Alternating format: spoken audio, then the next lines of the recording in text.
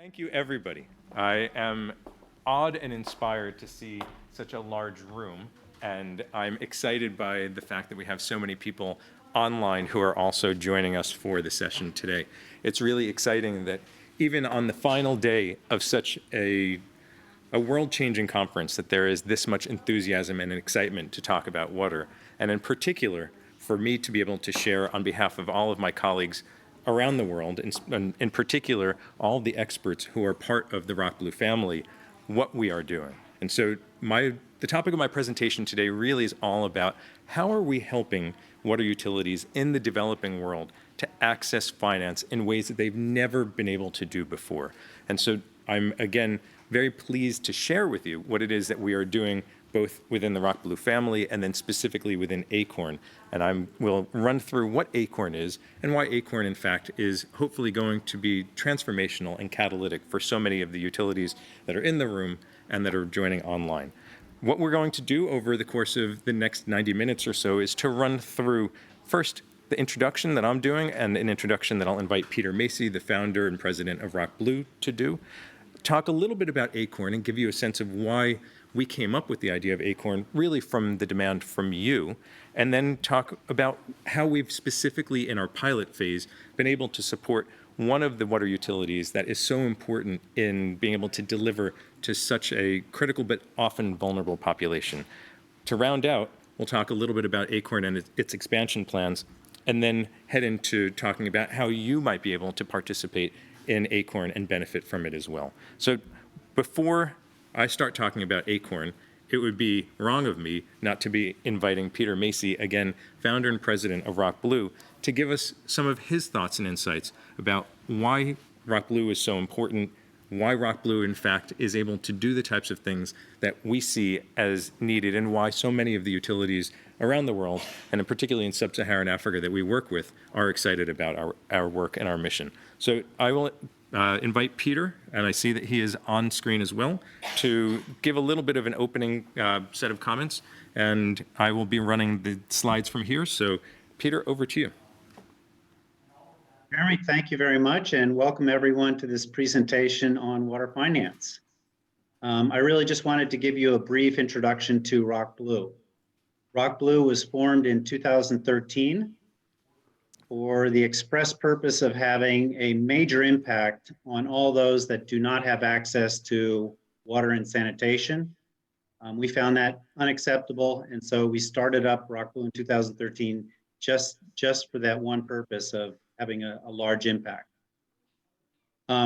We do this by a strong collaborative approach with water service providers in the urban setting, in heavily urbanized areas. Why? Because that's where the people are, that's where the maximum impact is, and those are the economic engines of the countries. So that's where we work. We do it through great deal of capacity building, mentorship, and connecting our water service provider or utility partners with resources that they need, including in finance. To address this problem that I mentioned earlier, we've grown very rapidly.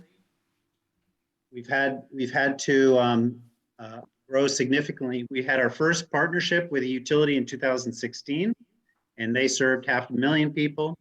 And we have grown steadily to where we are today, where we're working with water service providers that are responsible for providing water to their communities of over 22 million people. Now, before I finish, I just wanted to highlight one major aspect of ROCKBlue, and that's that we're all about durable solutions. We're tired of backsliding on investments. And so when we have a partnership with a water service provider, it's an indefinite partnership. As long as they need us, we're there. We're providing the support of a very large roster of experts for these utilities and municipalities, so that there's no backsliding on investments and the efforts that people are putting into these utilities. So one of the major areas of the work that we do with these utilities is in the area of finance. And so therefore, we've got this Acorn presentation to share with all of you, and I'll turn it back over to Dr. Gorley. So thank you, Peter. I'm glad that you were able to give us the introduction to Acorn, but introduction via what ROCKBlue itself is doing. And so it's my pleasure to talk about Acorn and why Acorn exists. So first, a lot of people say, well, Jeremy, you talk about Acorn. What is Acorn? So Acorn is an acronym, stands for Access to Capital, Oversight, and Reporting Nexus. And we wanted to come up with a name that was easy to understand, easy for people to remember, but also easily symbolic of what it is that we want Acorn to be. Because if you think about it, an acorn is the seed from which a mighty oak will grow. And so when we think about Acorn, what we want to do is to be helping to nurture the seed that so many of you as utilities have in mind, where you think about what is it that we want to be doing as far as growing and being able to access the finance that's needed for us to be able to expand our coverage area, to be able to build out to new places, to upgrade our facilities, or sometimes even just to think about what does it mean to be commercially viable and responsible. And one of the things that I find in so many of the utilities that I've worked with over the years is that as we have conversations around what is this financial viability, we see that there are some easy and easily solvable problems. And so I know that many friends of mine at the World Bank talk about how do we resolve some of these. And we've lifted from some of the things that they talk about in terms of thinking about what can we specifically be doing? What can we do to help to resolve issues of non-revenue water? What can we be doing to help to drive down some of the costs that continue to be incurred, but are ones that we can maybe work on resolving in a way which is more efficient and effective? And so when we think about it, this is what I normally start with in my explanation of what it is that we are trying to resolve. And I will make sure that everybody has these slides to review afterwards. But what we have as, unfortunately, the situation for so many utilities in the water and sanitation sector around the world, particularly in developing countries, is that we have low tariffs. We have low collection. And so as we see these problems that we don't have sufficient revenue coming in, it drives utilities in this negative downward spiral where we don't see sufficient amounts of finance coming in. And so what does that do? It drives down morale. It drives up, I would say, inefficient water usage. And so if we have people who work within a utility who are frustrated, we have customers who are disappointed by the quality of the water service they're receiving, either because the water itself is poor quality or because they say that they don't have 24/7 access, it drives people to start saying, these utilities are not doing what we want, and so they pay less. And so we keep on seeing this downward spiral that is, unfortunately, I would say, a pandemic that is happening for water utilities, particularly in sub-Saharan Africa. So what we did is we said, how do we start to change this? How do we go from this vicious downward spiral to a virtuous upward spiral? And when we start thinking about that, what we actually start to identify is the fact that we can see that with good financial management, with strong financial underpinning of the decision-making which is being made, we can start seeing that utilities themselves will be able to pick themselves up out of these doldrums and get to a place that they're able to turn all of this around and ultimately get to where they are both able to access the finance that they need, but deliver to their customers in a way that they never had before. And so that was what we really wanted to do, but we were trying to figure out, is there in fact anybody who has an appetite for this? Is there any utility that will say, this is what we want?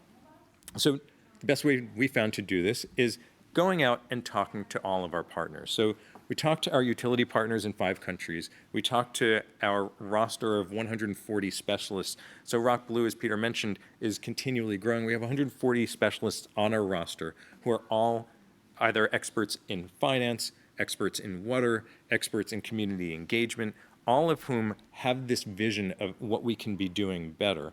And so talking with them, talking with the utilities, and talking with DFIs, we asked what is the biggest barrier to help or blocking utilities to be able to achieve that universal water access goal that they have. And what we heard resoundingly as the largest thing, and so we had 10 different factors, but I only used the 4 that I thought were the ones to demonstrate because they were the 4 highest that we heard.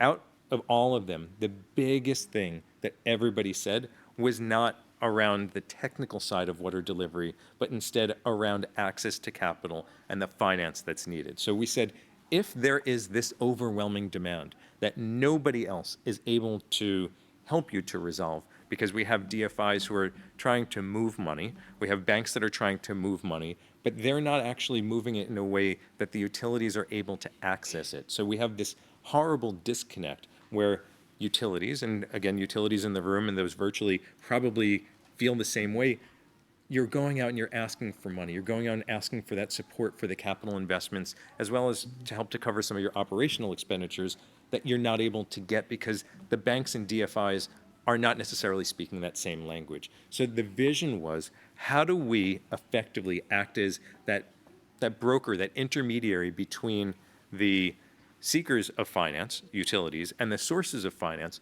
the banks, DFIs, and other players who have capital that they would be able to move. In some instances, what we found is that in certain areas that you as utilities have looked for support, it's not even a question of getting repayable finance. Sometimes it's just you need the technical assistance and the grants that can support that. But that some of the aid agencies even are questioning, how do we go about putting that support in as effectively as possible? Because there are challenges as far as the internal financial management and financial systems that utilities have. So this is an early stage reformation of that process.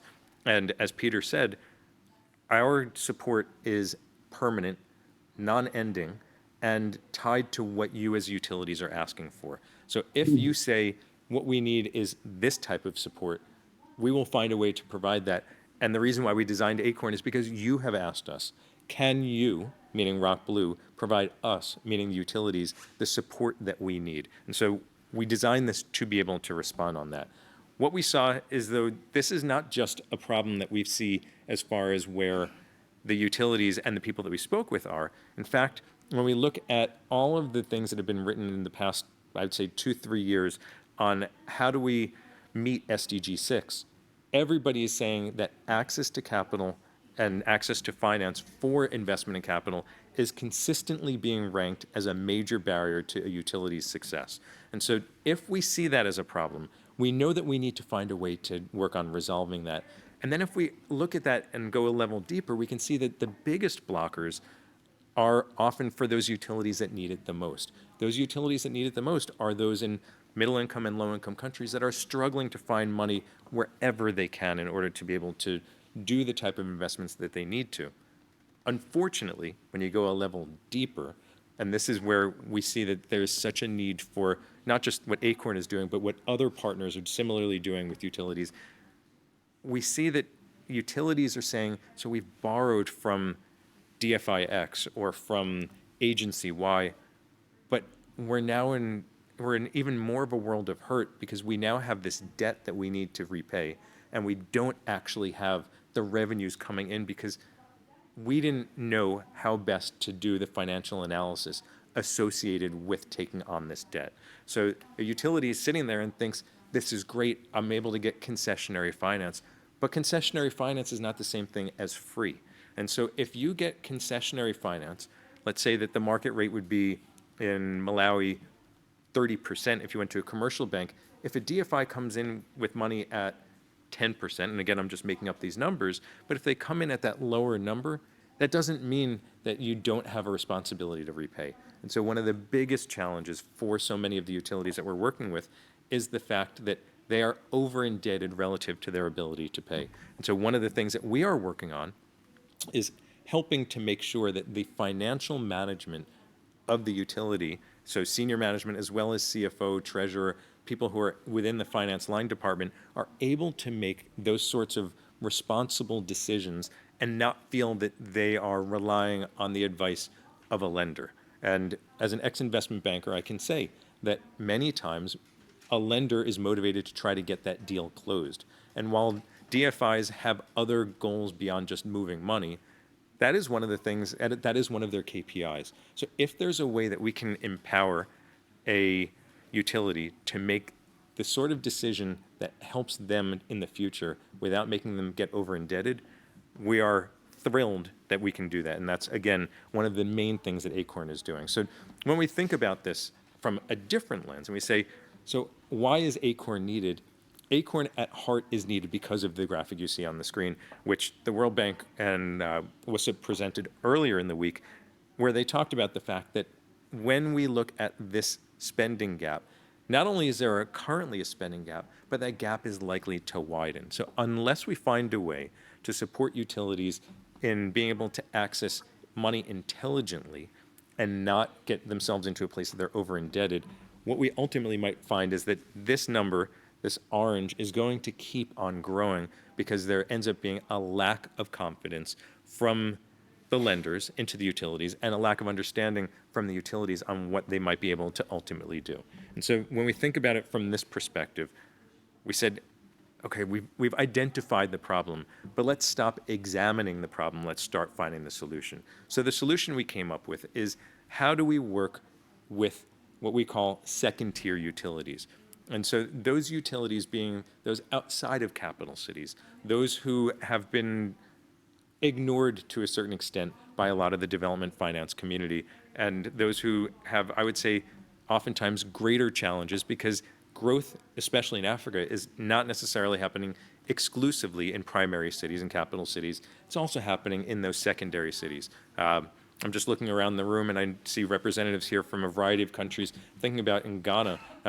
In Ghana, it's not just Accra that's growing, it's the secondary cities that are growing. How do we make sure that we help those secondary cities to be able to deliver on what their needs are as well? When we look in Malawi, and so we're lucky that we have a presentation from the water board in Lilongwe, it's not just Lilongwe and Blantyre that are growing, it's all of the utilities that cover, whether it be central, southern, northern region water board. Each of them have their own issues that they're trying to address. And so how do we help not just the secondary, not just the primary, but all of the utilities, and focusing at this point on the secondary ones because they're the ones who have the greatest demand and greatest need. And so when we think about this, what we've done is start to figure out, how do we help those second-tier utilities to become creditworthy and to be able to access the funds and finance that they have in mind as far as their capital investment. The challenge for many of them is they've never started to really think about, how do we borrow responsibly? They have somebody offering money and they get excited and they say, yes, let's enter into a transaction. We're helping not to put the brakes on a transaction, but instead to make sure that a utility is well informed and can enter into that negotiation on financing as effectively as possible. So from our perspective, what we're trying to do is to make sure that when we look at these utilities that are at the cusp, on the cusp of making some really important decisions about their financial future, we've provided them with the right tools to make sure that that in fact works. And so our rationale effectively is, if we recognize that utilities, particularly second-tier utilities, have this overwhelming need for funding and financing, but that they also are potentially going to be led astray by different and competing interests coming from funders and from other financiers, what we need to do is to offer in a form of partnership, and that long-term permanent partnership, not something which is short-term and comes in and leaves. How do we use our local roster of 140 experts to be able to be permanent within the utilities, to provide them the support so that they can figure out how to put a responsible and sustainable financing plan in place to be reflective of their own initiatives. And so what we do is we put together with each utility a different set of services that we can offer. And what we have as far as the four main ones, which we always start with as a basis, is first to help as a trusted permanent advisor to the utility to maximize the diversity of financial resources and to attract funds for capital investment. So what we want to do is to look at what is the art of the possible as far as all of the different types of funding and financing that can come in. Who have you talked to? What has their receptivity been? What are you looking to raise money for? And is that in fact the right thing as far as your capital investment plan?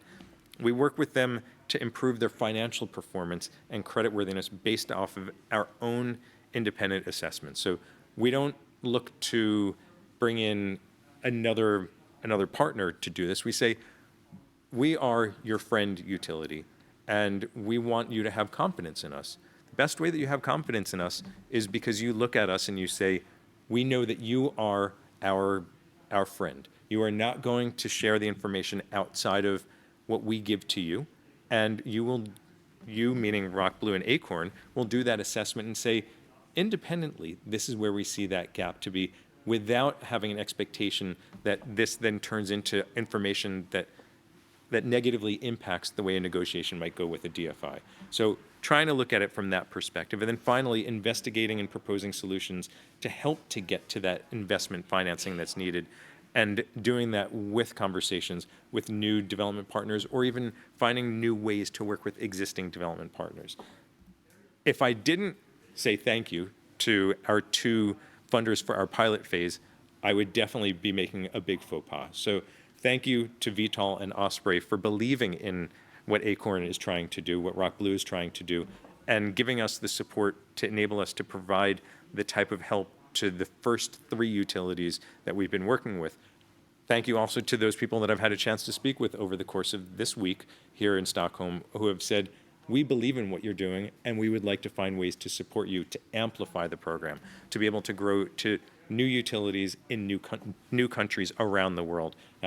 Pleased to say that some of them are saying, you've already demonstrated success in sub-Saharan Africa. How can you work with us in Southeast Asia? How can you work with us in Latin America? Because your agnostic approach is exactly what's needed, so that a utility feels like they have somebody in their corner, on their side, who has no interest other than making sure that the utility achieves its goal. But I think I've spoken enough. I hope that I've given you enough of a sense of what this is. What I'm going to do now is, hopefully if the tech works, play a video that we have from 3 people who work from one of our pilot utilities. And so what we have done is, because they all couldn't get here to be with us in person, we've brought in professional videographers to capture comments from the CEO, the head of finance, and then a member of the finance team from Lilongwe Water Board. Hopefully what they will explain will be something that's even more compelling than all the things that I've been able to share. So I am pleased to press play on this. I hope that this video my name is Sirimbewe. is audible. I'm the Chief Executive Officer of Lilongwe Water Board. Lilongwe, the capital city of Malawi, and we are serving approximately a population of 1 million people.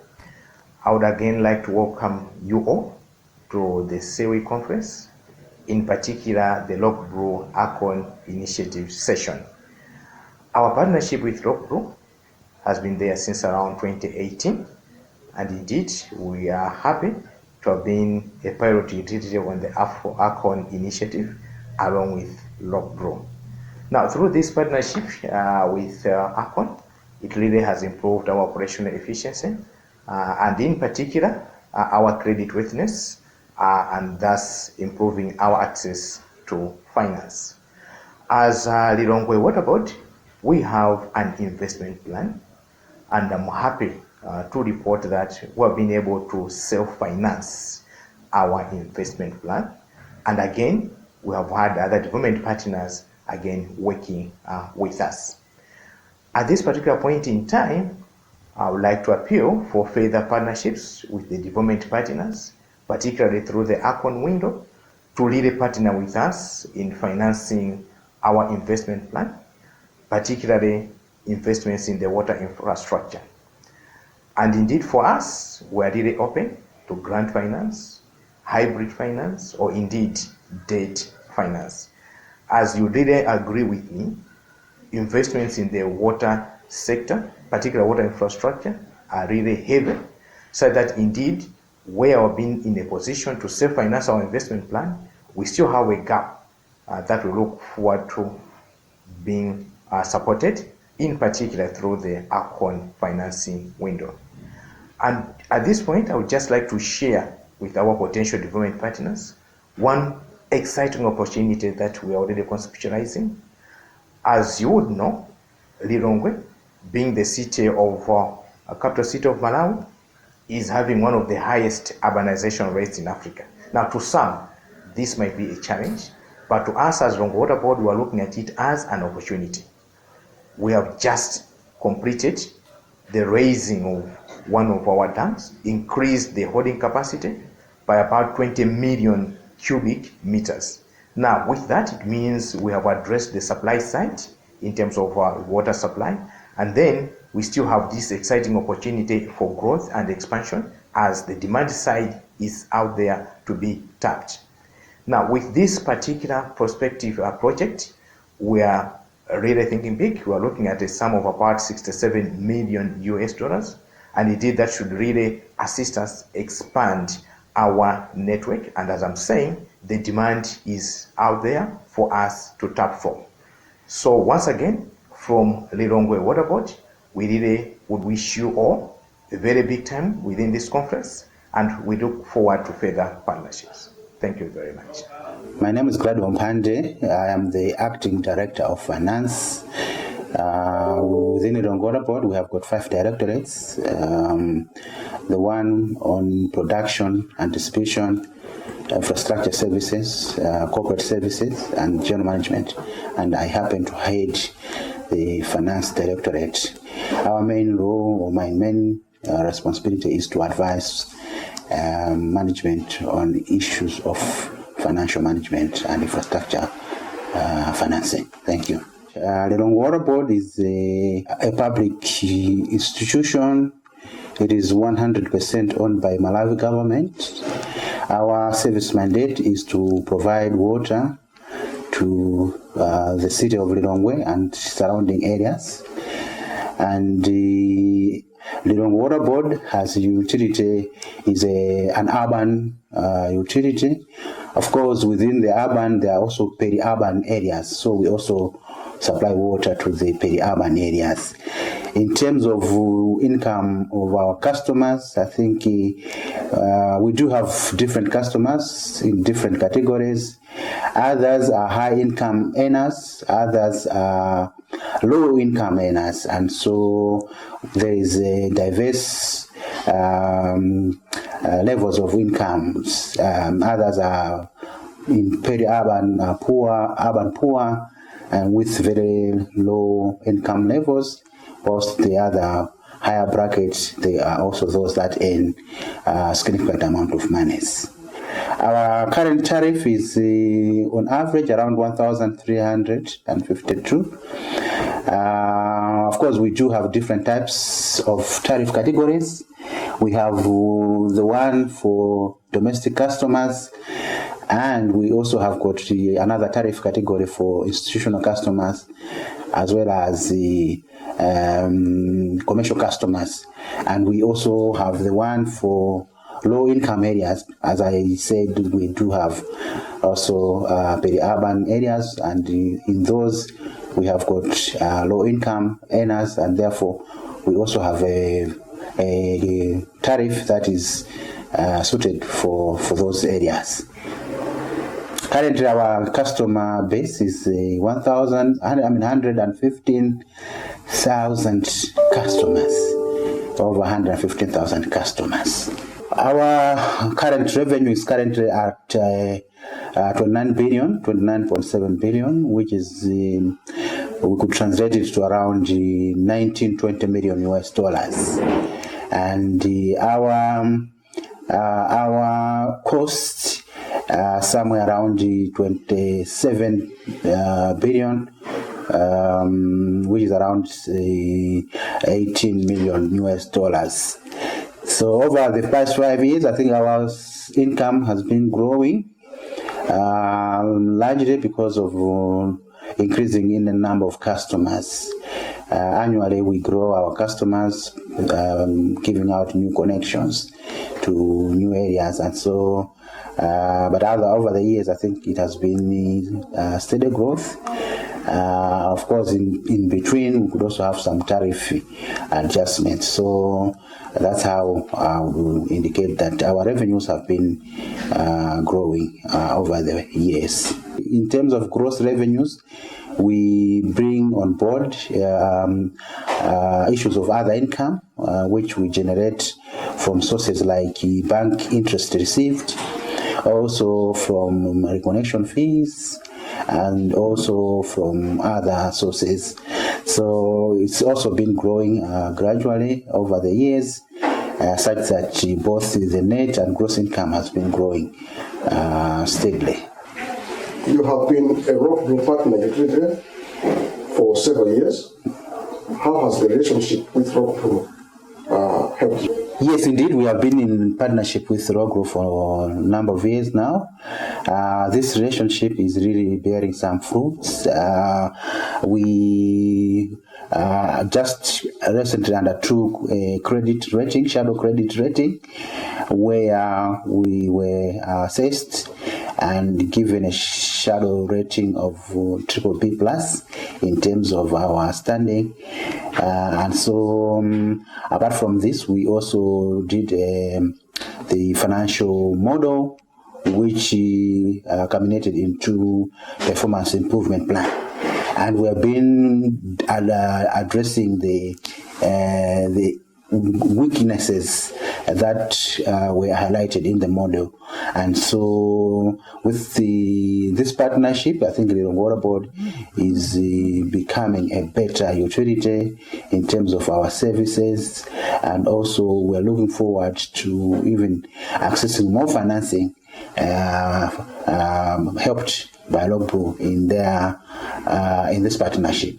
So briefly, that's what I would say about the partnership that we have with ROCKBlue. You know, I think as a utility that is progressive and innovative, we would want to provide excellent customer services, and this we cannot do without partnerships which bring on board performance improvements, innovations. And so we were attracted to ROCKBlue and Acorn because we could leverage our need to source financing by assistance from Acorn. And so with this, we believe that we could be able to reach out to many customers, those that we are not able to service because of limited financing resources. What were your impressions of the Acorn process? What particularly helped you? Well, I think the process was straightforward and transparent.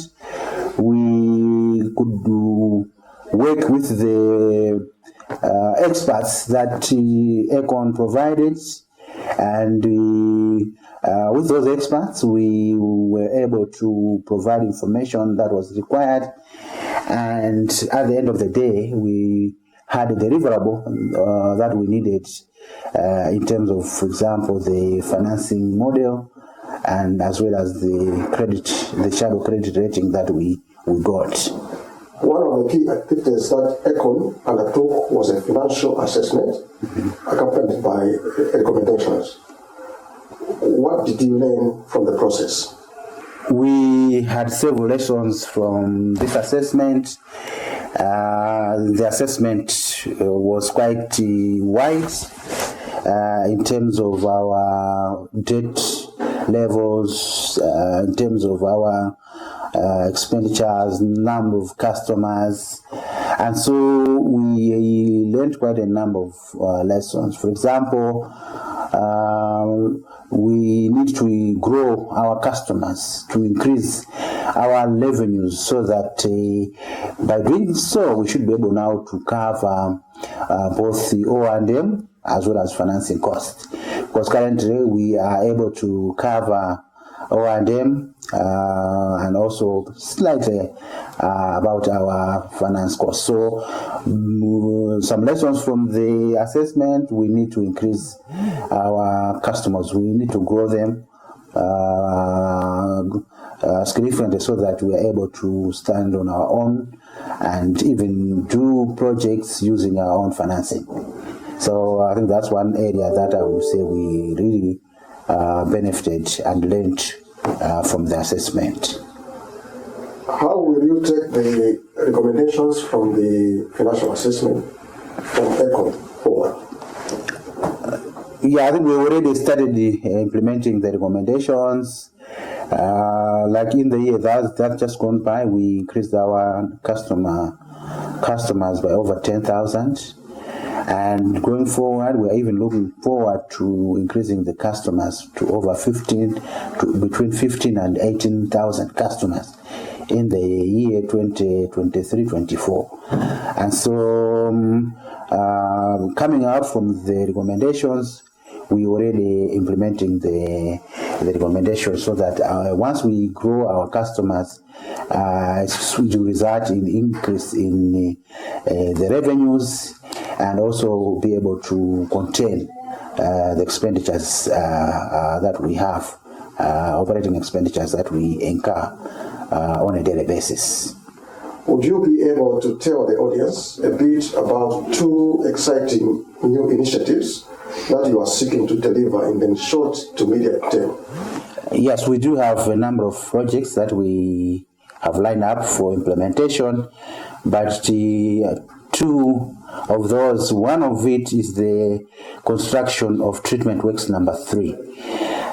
This facility is coming on the backdrop that we have just raised our Kamuzu Dam 1 by 7 meters.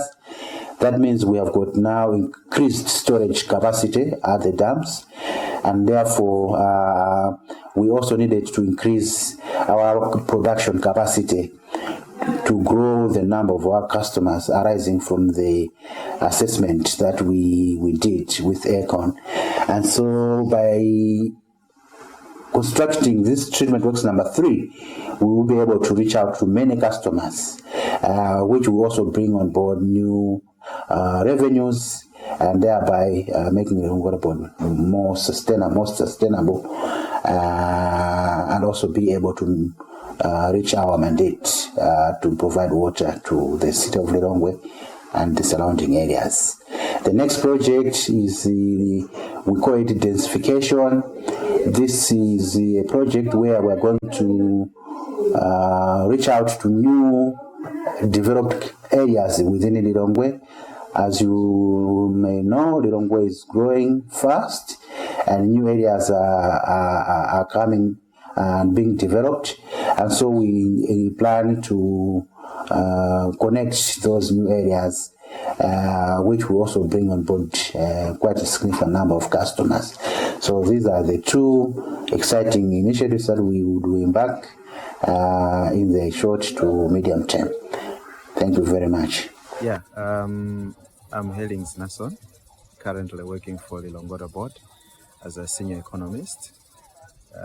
Among our responsibilities is to support the executive management in strategic planning, together with monitoring and evaluation, which means it's a function that works with all the sections and departments within the Lilongwe board to facilitate in forward-looking where we are doing well, where we are not doing well, and what policies are working for us, which policies are not working for us, and what tools do we need if we are to benchmark ourselves.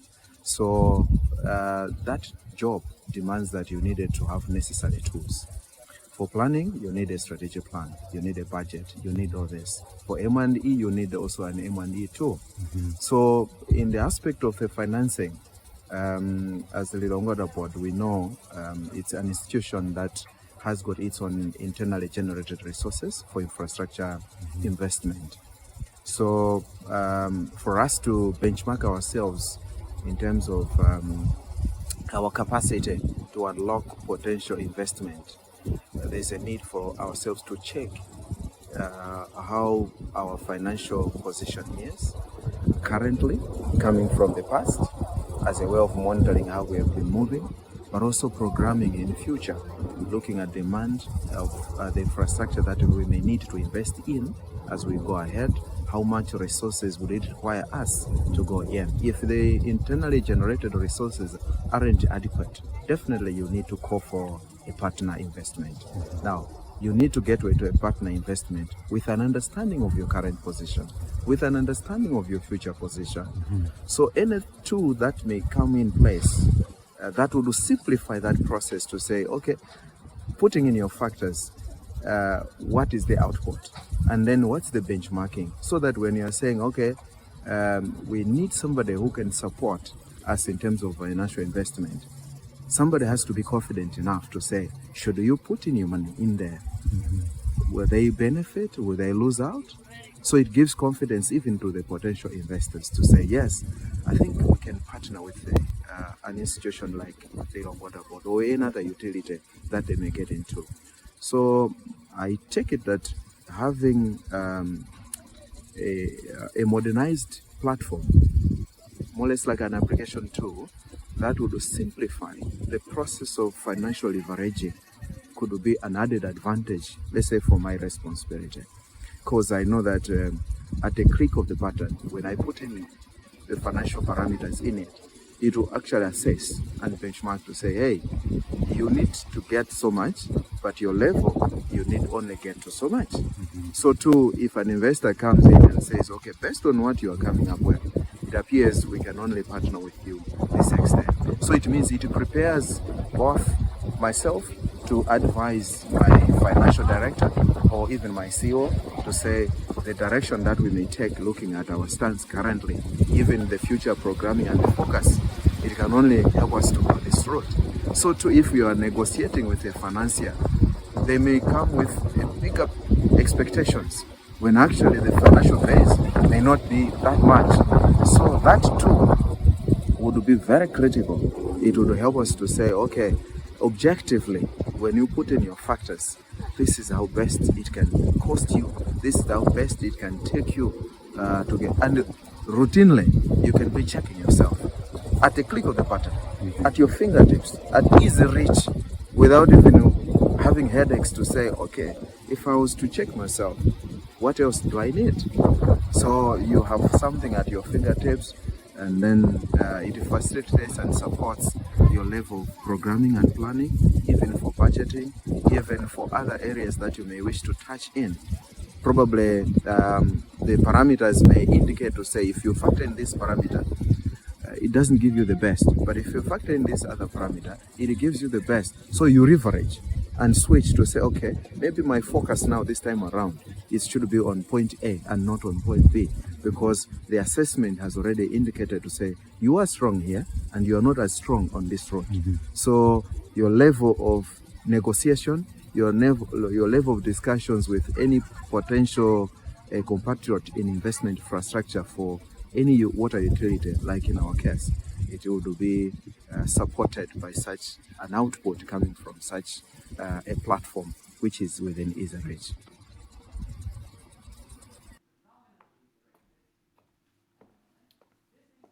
So I hope that that was inspiring for all of you to be hearing from a utility that has directly benefited from what Acorn has been providing over the past 18 months in this instance.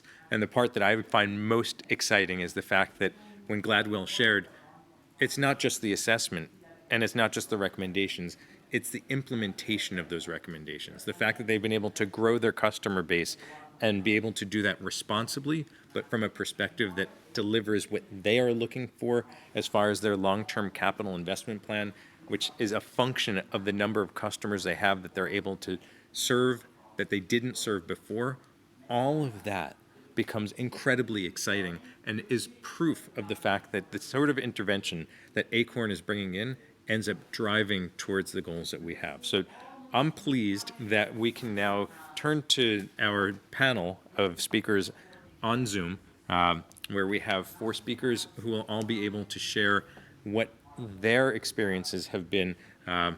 So 2 that are based right now in Malawi. So we have Gladwell and Messier, who is the Acorn resident representative.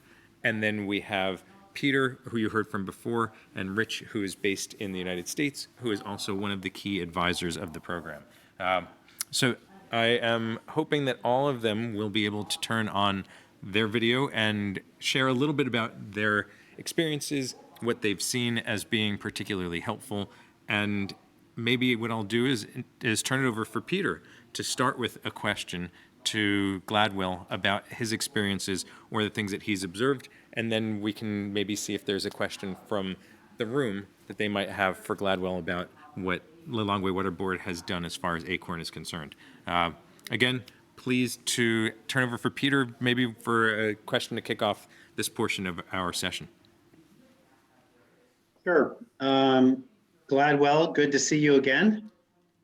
The question I have for you is, what sort of experience have you had in the past where maybe you felt that somebody who was offering you a loan was not necessarily looking after your best interest, but perhaps looking after their best interest? Have you experienced that before? And do you feel that there's a slightly different approach that you're taking now with Acorn, where Acorn is really only there to look after your best interest with regards to a loan or a grant or however you're going to get external finance?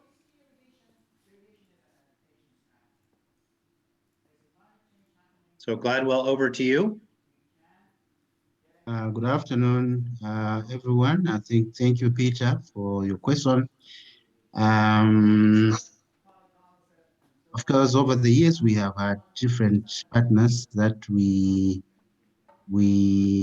have accessed our resources for projects. Just like in other financial institutions, they have their own also best interest. However, on our part, we would access the loan and use it for projects that we have seen our organization grow from being a smaller utility to a medium-sized utility. So the approach maybe is slightly different with Acorn, where we are working as partners.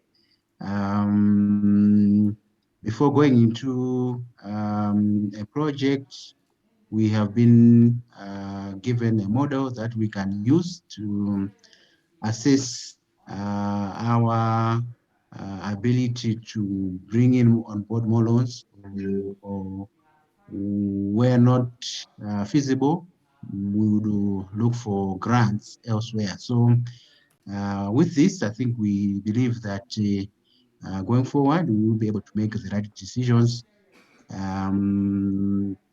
leveraging much more on the grant and where possible, some loans to improve our service delivery. Thank you very much. Thank you, Gladwell. Rich, is there a question that you'd like to pose, maybe to either Gladwell or to Ms. CA? Yes, hello, everyone. Mostly to Gladwell, but open to Masia and others. We know that Lilongwe has been working with development partners over the years. The government has assigned debt to the utility that it's attempting to repay. It's within a tariff setting process that allows periodically tariffs, but not necessarily always matched with the needs for repayment of debt. So my question, Gladwell, is in addition to expanding the number of connections which you're able to do here, you have the water supply to do it, and you have a big available customer potential base to expand to. There's a big necessity there to expand.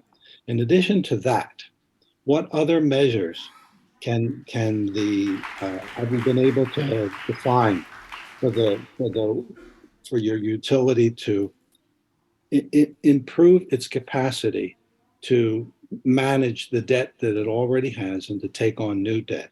Things related like your tariff structure, the nature of the structuring of debt that you already have, or potential for restructuring it, matters to do with tariff setting in the country.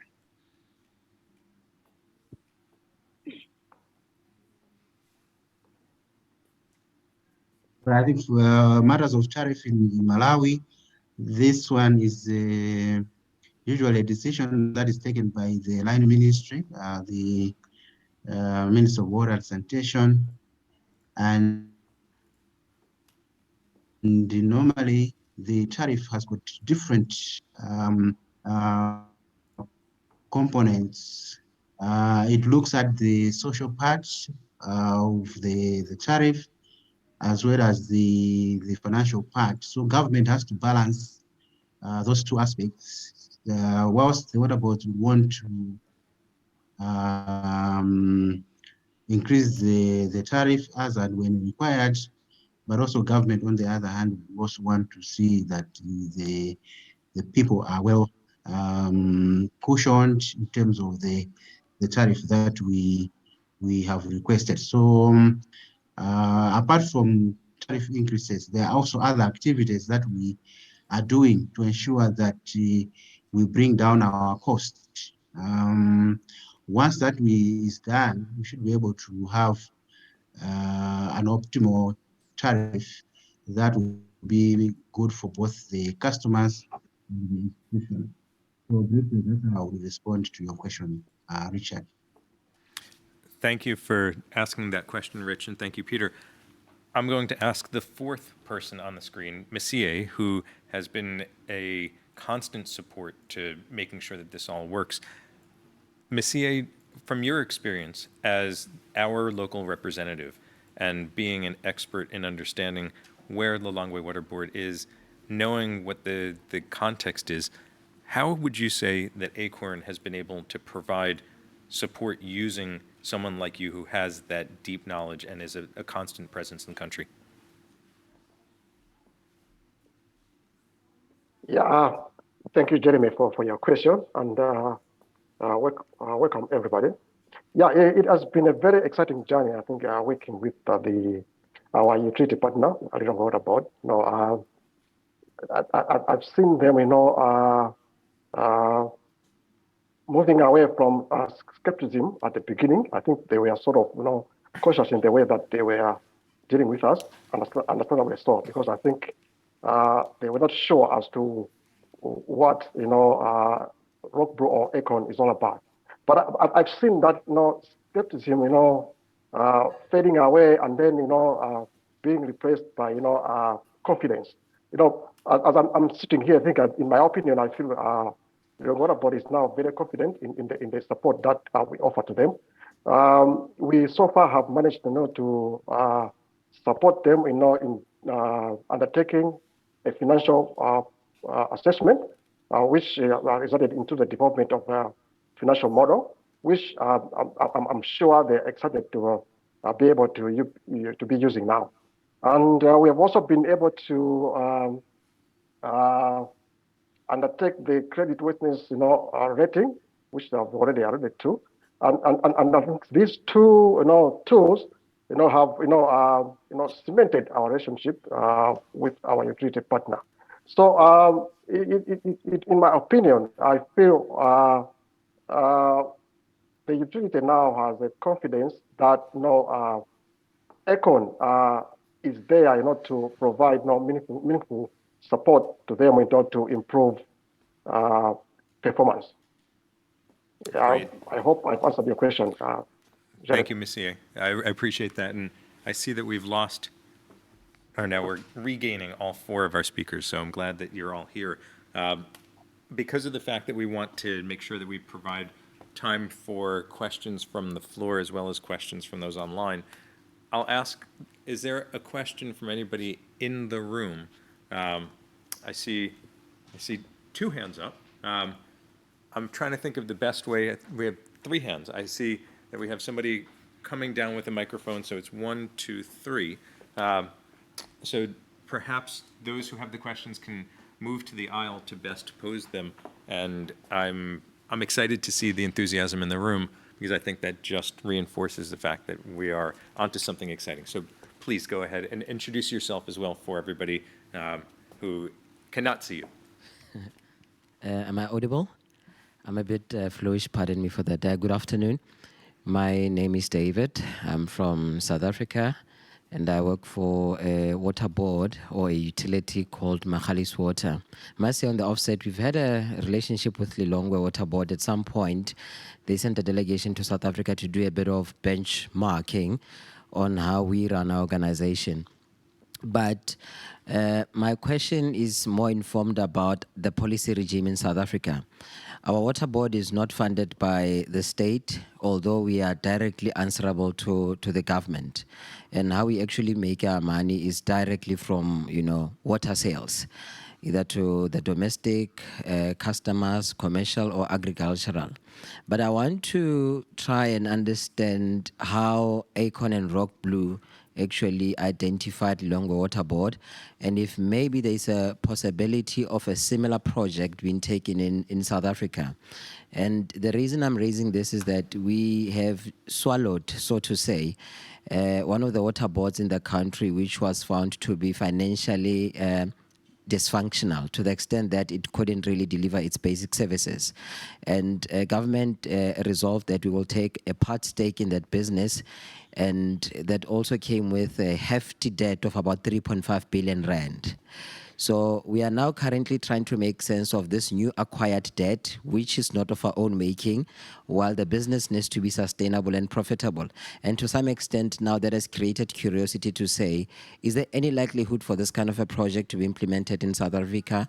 And if maybe already there is data that talks to the challenges, particularly as it relates to financing in South Africa, because as it is, our institution is not allowed to get into the market and borrow money so that it can carry on with capital infrastructure projects. But I must say this has been eye-opening, and I think from where I'm sitting, we'd appreciate more of this at that level. If really we can't get the money, maybe the advice and the expertise, because already it has worked in Lilongwe, so that we can, siphon off that wisdom and see how we can try to be fit for purpose within a South African context. Thank you very much. So thank you, David, for your question. I am thrilled to hear that this is the type of thing that you see as valuable, and I am well familiar with the situation for Magalies Water. Both Peter and I, when we are back at our homes, are in the Western Cape.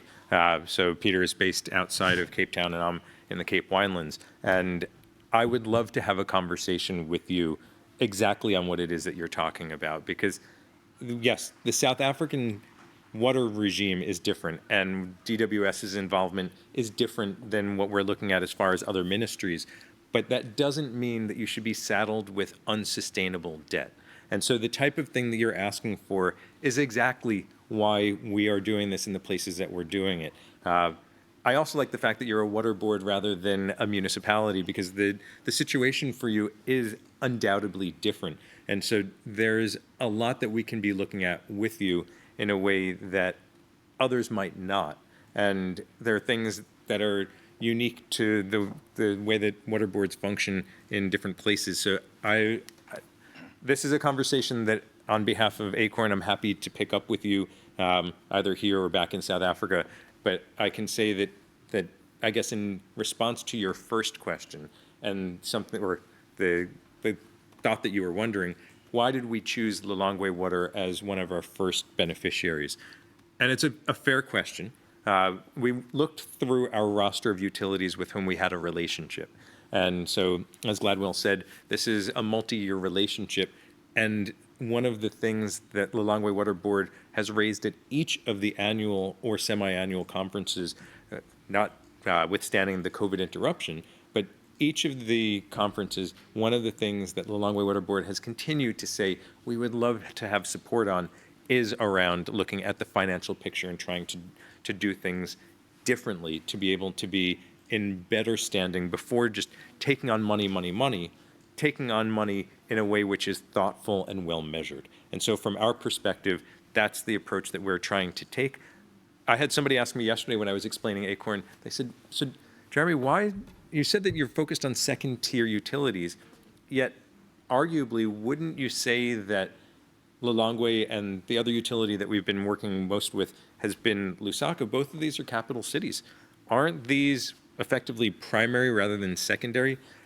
The reality is that we knew that if we wanted to demonstrate success, we needed to work with utilities that were at a place that they had already started to identify, and in some cases borrow money. And so being able to show this is what this looks like for a pilot phase with the two utilities in the first round, the additional utilities that we're working with now, and then hopefully the expansion from some of you in the room, we wanted to show success. Because I can't tell you how many times I've been to CIWI or been to other conferences and people say, we have this idea and we're going to roll it out, and the next year they come back and they say, yeah, it didn't happen. We wanted to pick utilities that we knew we could work with because we already had the longstanding relationship, and to build off of that, to be able to address, again, this question of how do you get access to the financing that you need? So I hope that that answers both of your questions. I know there's another question up in the back, and then two more down here. So in the back, or midway, you, and then we'll move down. Okay, so good afternoon, Peter. Good afternoon, everybody. My name is Robert Hanja. I'm from Blantyre Water Board in Malawi. I'm one of two Malawians in the room, I think, unless I'm not seeing well. So first of all, is to confirm everything that Gladwell and Masia were saying earlier on as being true. I mean, we've been observing the transformation that has happened at Lilongwe Water Board with much pride and eagerness, and it's good to note that ROCKBlue has been part of that process. Masia was talking earlier on about skepticism, and I think that is something that would define where we were, in terms of our relationship with yourselves, because you have reached out to us, and listening to what Gladwell has been saying, and just watching how they've been able to turn around, or start to turn around the utility based on some of the support you've given. I think I'd be happy to say that we as Blantyre Water Board, just like my colleague from South Africa was saying, would be interested to engage further. Obviously offline, not necessarily in this room, but just to see how we can also benefit. In many ways, where Lilongwe Water Board was 4 or 5 years ago, when they were starting off with some of the big projects that they acquired, is where we are now. We've just more or less acquired a similar project, and there are issues in that project that need support, especially credit rating and things like that. So very, very happy to be in this session, to hear and to see for myself what is being said. Of course, like I said, we already have seen it in the country in situ, and we know what is happening. This is to confirm to everybody that what is being said is true, but also just to say that we are also a utility that would like to engage in a more serious way and see how we can benefit for the good of the city of Blantyre. Thank you. Thank you very much, and we will be glad to pick up with you after everybody has returned from Sweden and is back at their desks. So thank you for not only confirming your interest, but also validating the things that we are saying in the room. So on to the third question. Hi, everyone. Thank you. I'm Sayeda Zaki from Grand Challenges Canada. This is a really interesting and exciting case study to be able to hear. My question was regarding sort of taking a couple of steps back. Before ROCKBlue engages with utilities, what are you looking to see as sort of a bare minimum in place? Like, what are the things that you would have to check off before you can see that there's readiness in this utility to engage in this undertaking, which I imagine is quite extensive? So I'm going to park your question because the final few slides that I will run through answer exactly that, if you don't mind. And Lindsay, I think, has a question as well. Great. Mine may be similar enough that perhaps you can say the same, Jeremy, if you're about to address it. Hi, I'm Lindsay Stradley from Synergy Collaborative and Fresh Life Sanitation Services. And my question is, you mentioned that you want to make sure people, that utilities and water service boards can get access to financing. I'm curious how you identify what is the financial data that you need to get and that your partners need to get. And so this can be directly to Lilongwe. And any challenges, I'm curious to hear any challenges that you may have incurred in identifying what kind you need and then getting it into a state that would be useful for all of the great work that came thereafter. Sure. I'm not sure if any of our panelists on the Zoom screen want to respond with thoughts before I head into what our process is. So I'm looking to see whether there are any voices that want to be heard on this before we head back into the last few slides that I have.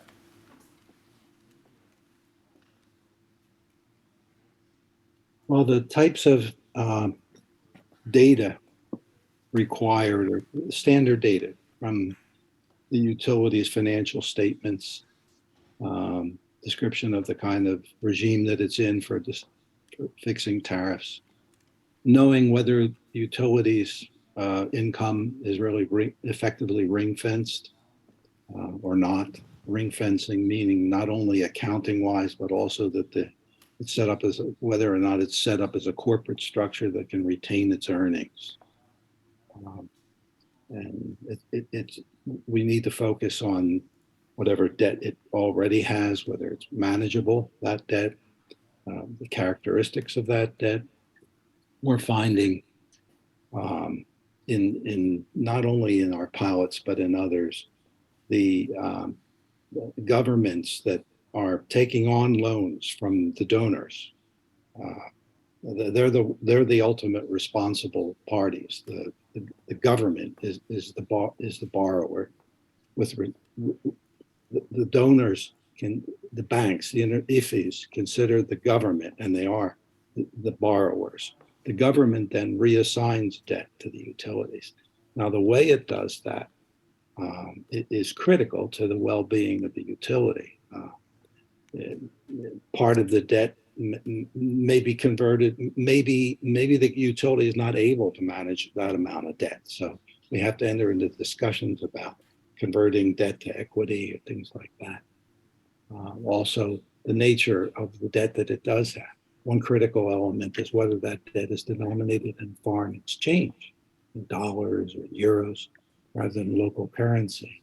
Because we know that the utility borrower, the consumers there within their economy, and if they're either gradual or shockwaves, if there's big adjustments to the foreign exchange regime, the exchange rates, the customers are not able to absorb all that. So if the utility has to repay and service large debts, bearing its own foreign exchange risk, that can be very much a disaster.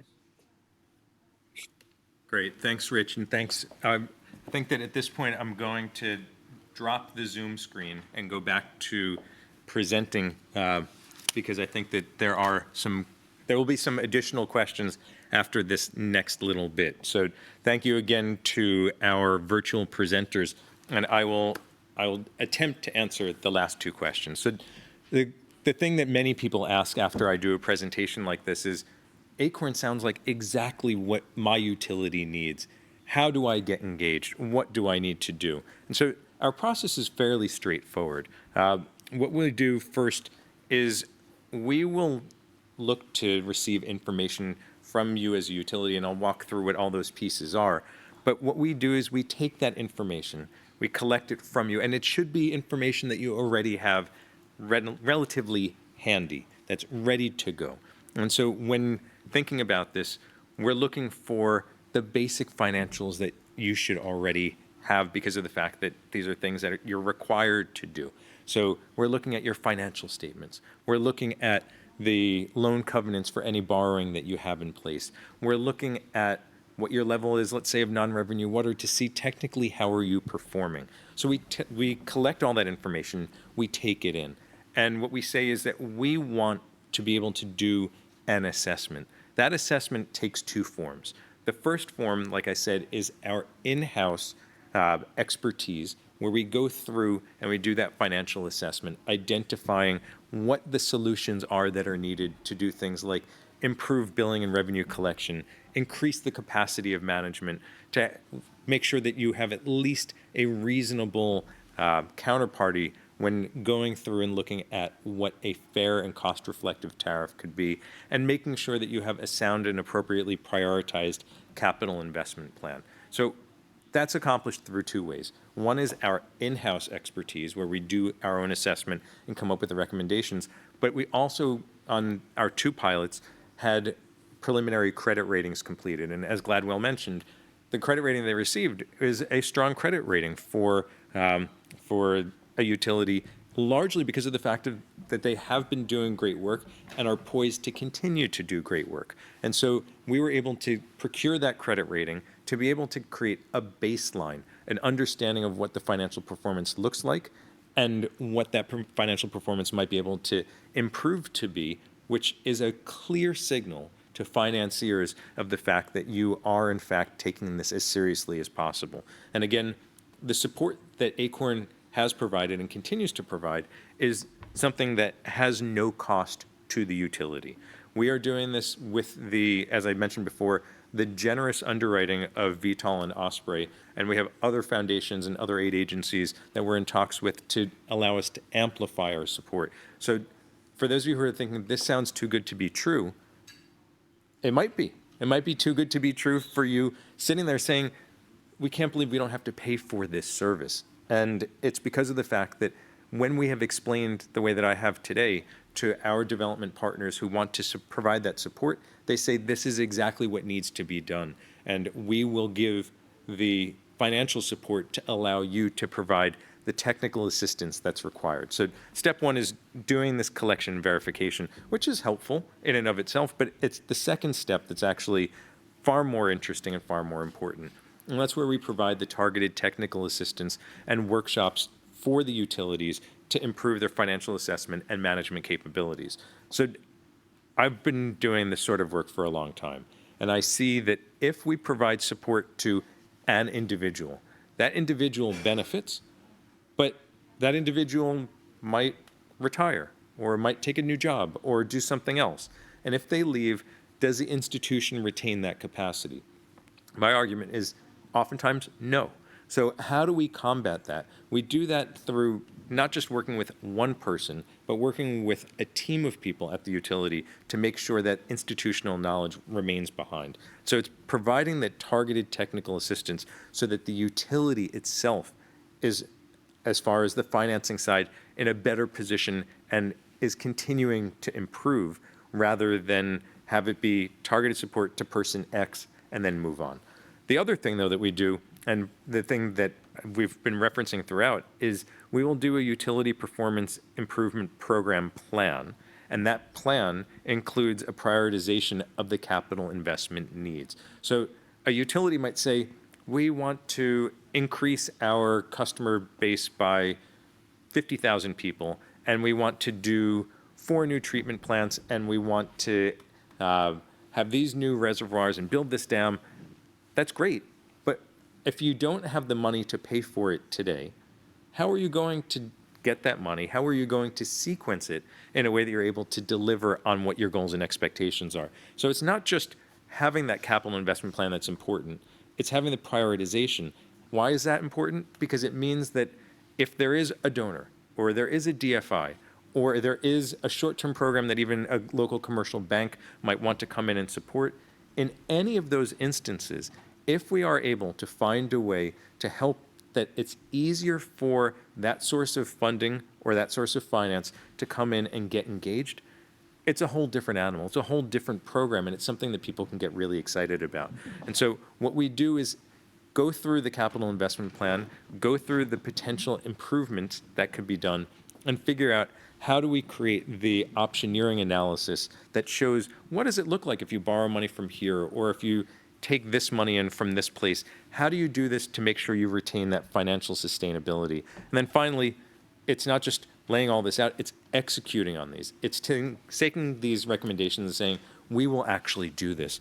We as a utility will do this, and we will continue to look to ROCKBlue and Acorn to provide that support to make sure that it's all delivered. So to give you a sense of it, because I think that some of you in the room might say, this is great, but it feels like it's not tangible enough. It's too abstract. Here are 4 specific recommendations that have been raised to the utilities that we've been working with.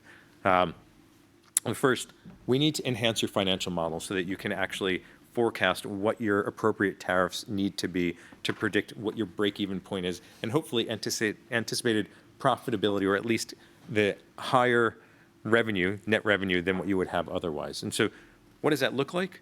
Here's what it looks like. Here's the numbers. Here's how you go to your regulator and say, not just that we need to look at this from the point of view of our customers, here's how we do this from the point of view of making sure that we are financially sustainable. Because if we as a utility are not financially sustainable, then effectively we get to a place that we're going to go bankrupt. So thinking of the other water board that David talked about in South Africa, that other one went into administration because it didn't have the money. And that's going to happen and continue to happen unless you have financially empowered utilities or water boards. Second is when we look at the debt, if this debt is something which is non-sustainable, is a funder or financier, so anybody who has a repayable financing instrument, going to be happier with a restructuring that allows, let's say, better terms and conditions for repayment? Or are they going to be happier with, you know what, this utility defaulted, but that's fine because we needed to make them more rigorous? No, because you hurt your ultimate beneficiaries and users. So how do we work on helping to restructure debt in a way that actually makes sense? The third, we talk all about, well, we need to improve non-revenue water. We need to reduce that as much as possible. Well, that's great. But then you say, well, non-revenue water comes from technical and commercial losses. And the technical losses get handled by the technical side, but the commercial side is actually a part where you can do far more. But a lot of utilities are resistant because they say, you know, this requires system change or other things. We don't even know what we need to do. Well, what we need to start thinking about is how do we improve our management information systems so that our financial accounting and billing and collection efficiency get addressed. And so being able to say, this is what needs to happen. Utility as our partner, this is what we're thinking about, and this is a recommendation. Do you agree with this? Yes, this looks good. Okay, so let's figure out how we actually do this, rather than let's just have a conversation about you need to consider how you do this, and then nothing ever happens. So again, practical, concrete steps on that. And then finally, the performance improvement activities targeted at increasing creditworthiness. So if in year one, credit rating shows that you are performing at a single B level, and we ask the credit rating agency, what is it that would be required to get to double B, triple B, something in the A range, which is going to make funders and financiers have more confidence in you as a utility or water board or whatever else you are as a water service provider. If we can say, here's baseline, here's the improvement, it helps to be able to demonstrate what this looks like, but it also helps for those of you in the room and those of you online who are funders and foundations who think that what Acorn is doing is great. This gives you an independent way of being able to say, credit rating here. Now, as a result of Acorn's work, credit rating is here. That's a way that you can justify that your money has been used well. And so being able to have that objective, independent credit rating and the assessment alongside of it ends up making a lot of people who say, this seems great, but how do we measure that there's, in fact, something that's been achieved? This is one of those very clear, objective, quantitative ways to show it, because we can say the credit rating is a function of improved performance on the financial side. So that's what all of this looks like. As far as the way that this ends up being helpful in particular for people is utilities say, okay, so we'll do step one and step two. Where do we go with this? Step three, which I know for many of you ends up being where you'd like to get to, it's how do we actually get access to capital? And so step three is, first, let's identify, now that we know your capital investment plan, we've improved your creditworthiness, where do we go with this? Where we go is we say, so here's capital sources that make sense. Some instances it's going to be funding, other instances, so funding through grants, others it could be financing through repayable finance. How do we actually identify the right instrument and the right type of instrument for the projects that you have? So matching all of that up enables you as a utility to have those conversations rather than say, our capital need is $43 million. Okay, where did you come up with this? Well, we have these 5 projects that add up to 43. So a donor says, well, I don't have 43 million to give you. And a financier will say, I'm not lending you 43 million because I don't necessarily have confidence in the way this is all broken down. Acorn says, we will help you to figure out how you have a justifiable argument that you can provide to those capital sources. And so justifiable argument based off of the fact that we've seen an improvement in your creditworthiness and based off the fact that you have a credible capital investment plan means that we can then work with you to introduce you to the utilities, to the capital sources that we already know, that are already going to be receptive to you and arguably more receptive because your pipeline is something that makes more sense than maybe it did before.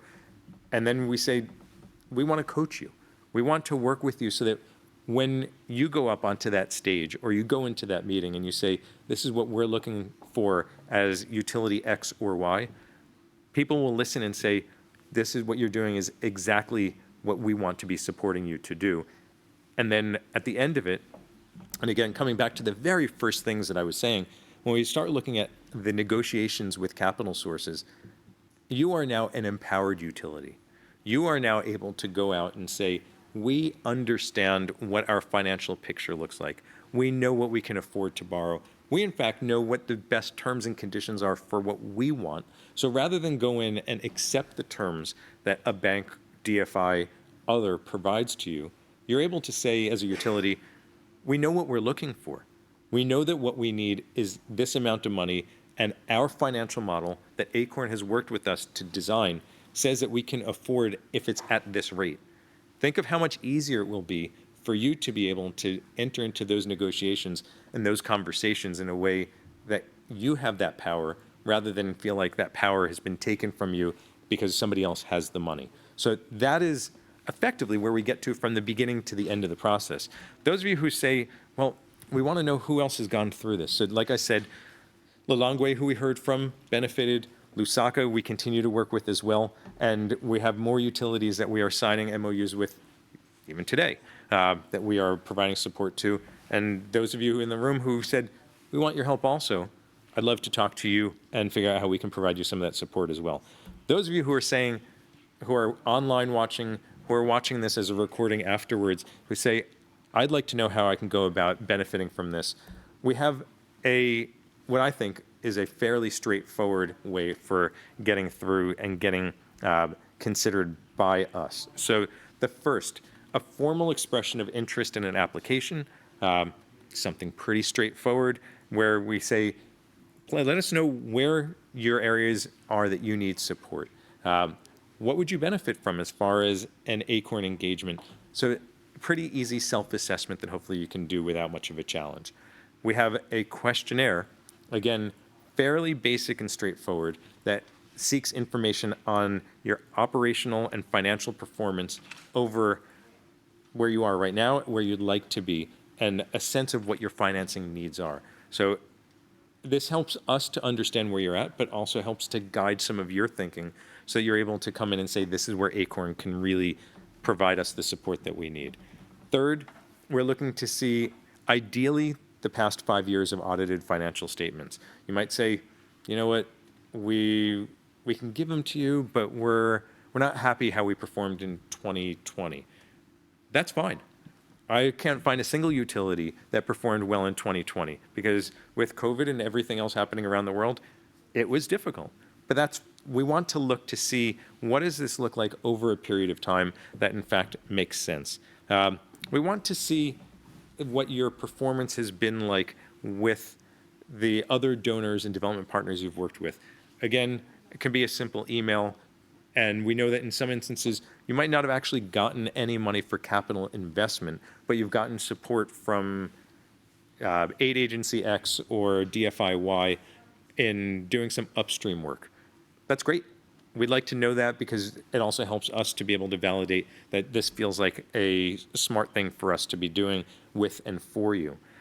The next thing, and this ends up being a really helpful thing for us, are you in fact ready if we were to say we can help you to access funding if we enter into, let's say, this 2-year pathway of going from initial idea straight through to recommendation and then forward from there? What I would love to do is to be able to look at the projects and have you say, these are shovel ready, so if we had the funding, we could deliver this. And so that becomes another really helpful, really data point for us. And then the final thing that we're looking for, and this was something that we learned in the way that we worked with the 2 utilities we've gotten furthest along, plus the others who we're in process with, it is invaluable to us to have a designated person, ideally utility staff, and ideally 2, who are able to provide us support as far as going around and collecting information. As we said, Messier is sitting in Lilongwe and can go over and ask politely for information, but it still can take a little bit of time to be able to get all of that data we're looking for. If there's somebody within the utility who is designated as being that counterpart for what Acorn is doing, it makes it easier for you and makes it easier for us. So we're able to get to a place that we're not assessing things and doing an analysis months later. We can get straight into it and start helping you to be able to achieve what all of your goals are. So I hope that that answered the last two questions as far as how do you actually get into the intake process of this? And what I can say here is a huge thank you to those of you who on the final day of the conference, final afternoon, said, this seems so interesting to me that I would like to come. So thank you to those of you who are in the room. Thank you to those of you who are online. Thank you to those of you who are watching this after the fact. Feel free to email me night or day. I pledge that I will come back to you within no more than 24 hours from when you send me an email, unless I'm on a plane and not accessible. But other than that, I will promise to come back to you weekday, weekend, because this is where I am putting my passion, and I hope that that passion has come through for all of you in the room. I know that we are pretty much at time, but if there is one final question from anybody in the room, happy to take it. Otherwise, I wish everybody safe travels. I know that this has been an exhausting week for many of us, and I look forward to seeing you again next year. Thank you.